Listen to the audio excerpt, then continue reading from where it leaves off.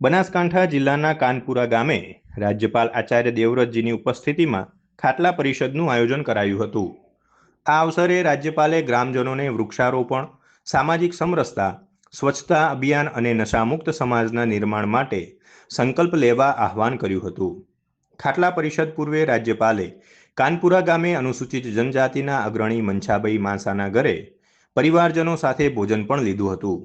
આ ઉપરાંત રાજ્યપાલ આચાર્ય દેવવ્રતજીએ પોતાનો જન્મદિવસ કાનપુરા ગામમાં ખેડૂત પરિવારોને વચ્ચે ઉજવીને ધન્યતા અનુભવી હતી. ગ્રામજનોને સંબોધતા રાજ્યપાલ આચાર્ય દેવવ્રતજીએ જણાવ્યું હતું કે શિક્ષણ વિના કોઈનો ઉદ્ધાર શક્ય નથી.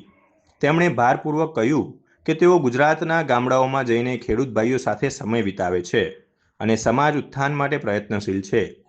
રાજ્યપાલે ભારપૂર્વક જણાવ્યું કે ગામના દરેક દીકરા અને દીકરીને કોઈપણ પ્રકારના ભેદભાવ વિના શ્રેષ્ઠ શિક્ષણ મળવું જ જોઈએ. તેમણે ઉમેર્યું કે રાજ્ય સરકારની વિવિધ યોજનાઓ હેઠળ વિદ્યાર્થીઓ માટે હોસ્ટેલની સુવિધાઓ ઉપલબ્ધ છે, જેથી કોઈપણ બાળક શિક્ષણથી વંચિત ન રહે. શિક્ષણ એ સમાજના સર્વાંગી વિકાસનો મજબૂત પાયો છે.